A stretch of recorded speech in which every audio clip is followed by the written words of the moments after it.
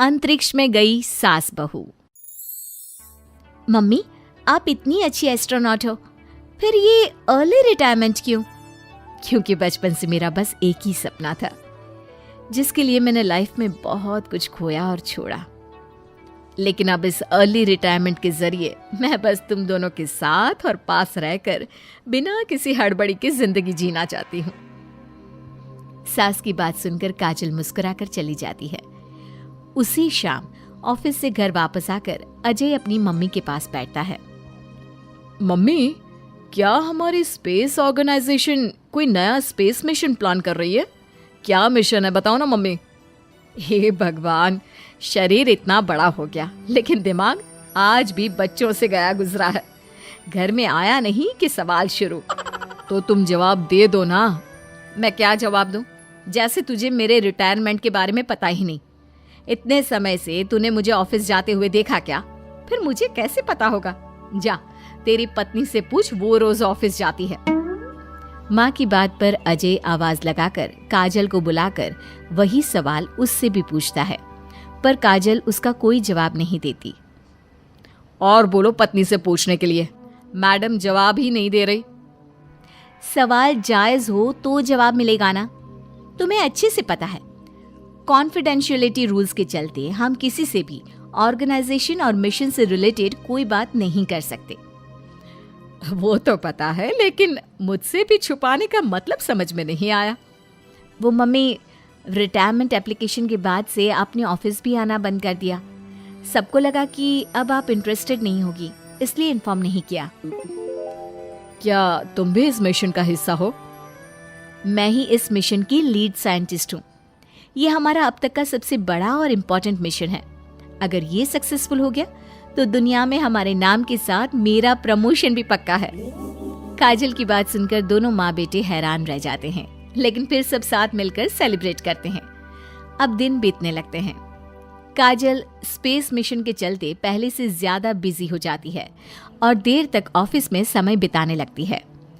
कुछ समय तक इसे चुपचाप देखने के बाद एक सुबह बहू को सामने देखकर आखिरकार सास उसे टोक ही देती है। आ रही हो या जा रही हो? भाई, हमें तो तुम्हारी शक्ल देखे लगता है सदियां बीत गई। मैडम कब आती है कब जाती है कुछ पता ही नहीं चलता। अरे ऐसा कौन सा मिशन है जिसने सुबह रात घर परिवार सब भुला दिया? मिशन तो मैंने भी बहुत देखे हैं और गई भी हूँ, पर ऐसा हाल कभी नहीं हुआ। मम्मी, मैं आपकी चिंता और गुस्सा समझ सकती हूँ, पर ये स्पेस मिशन आज तक के सभी मिशन से बहुत अलग है। अच्छा, जरा मैं भी तो सुनूं, ऐसा क्या है इसमें?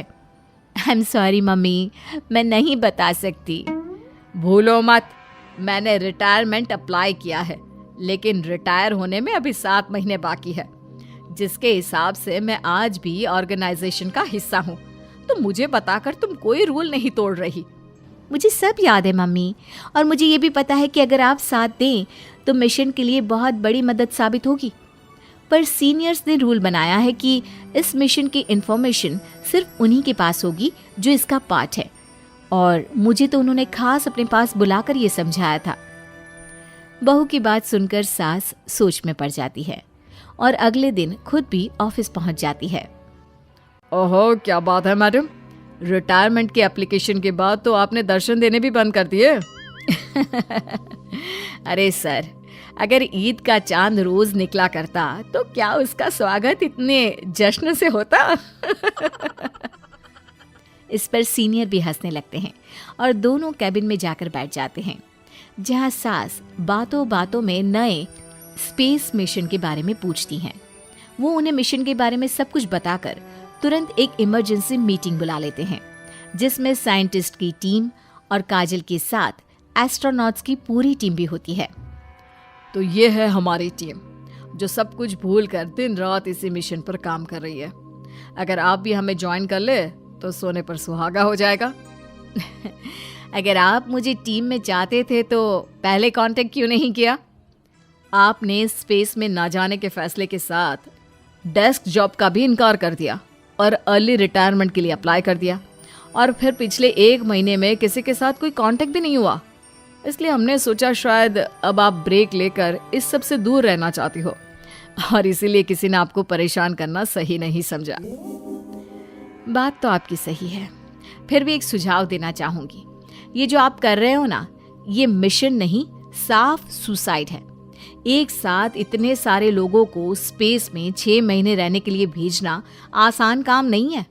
और ये बात मुझे आपको समझाने की जरूरत नहीं होनी चाहिए। हमें सारे कॉन्सिक्वेंसेस, स्पेस नेचर, मिशन की मुश्किल सबका पता है, और ऐसा करने वाले हम पहले नहीं हैं। इसलिए ये भी साबित है कि काम हो सकता है। आप सिर्फ एक एक्सपेरिमेंट के लिए इतने सारे लोगों की जान और मेहनत को दांव पर लगाना चाहते हो, जिसमें सक्सेस रेट भी मुश्किल से 1% है। बहुत देर तक इन्हीं सब बातों पर बहस चलने और काजल की सास उर्फ ऑर्गेनाइजेशन की सबसे एक्सपीरियंस्ड एस्ट्रोनॉट को बहुत देर समझाने के बाद भी जब वो राजी नहीं होती, तो ऑर्गेनाइजेशन के सीनियर्स को उन्हें घर वापस भेजना पड़ता है। लेकिन उसी के बाद से न चाहते हुए भी सास मिशन के बारे में सोचना बंद नहीं कर पाती। इसी तरह 1 हफ्ता बीत जाता है। माँ, जब घर में बैठकर भी मिशन के बारे में ही सोचना है, तो इससे अच्छा है कि वहां जाकर इस सोच के जरिए उनकी मदद ही कर दो। उन्हें ऑफिस में नहीं, स्पेस में जाने के लिए मेरी जरूरत है। वो चाहते हैं कि मैं हेड एस्ट्रोनॉट बनकर बाकी सबके साथ स्पेस में जाऊं।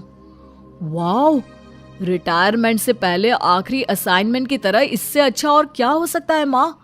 आपको हाँ बोल देना चाहिए। उस टीम में एक मेंबर काजल भी है। अगर हम दोनों ही चले जाएंगे तो तुम अकेले कैसे रहोगे? वहां से जिंदा वापस आने की कोई गारंटी नहीं बेटा। अब भी हमें भेजना चाहते हो क्या? जिस दिन से आपको पहली बार स्पेस में जाते देखा है, तभी से ये डर और पॉजिटिविटी दोनों साथ लेकर जीना सीख गया हूं।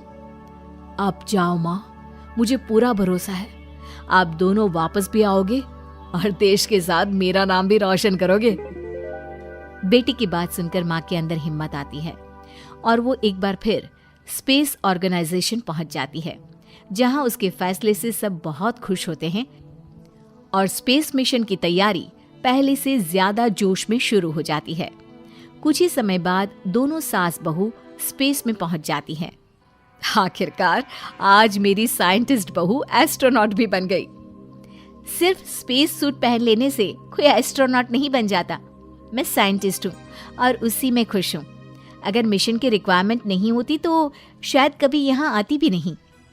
इसी तरह दिन पर दिन स्पेस की अनेक मुश्किलें और दिक्कत सहते हुए देखते ही देखते 6 महीने बीत जाते हैं और नामुमकिन को मुमकिन करके दिखाते हुए सब सही सलामत अर्थ पर वापस आ जाते हैं, जिसके बाद से दुनिया भर में ये मिशन सास बहू की अंतरिक्ष यात्रा के नाम से मशहूर हो जाता है।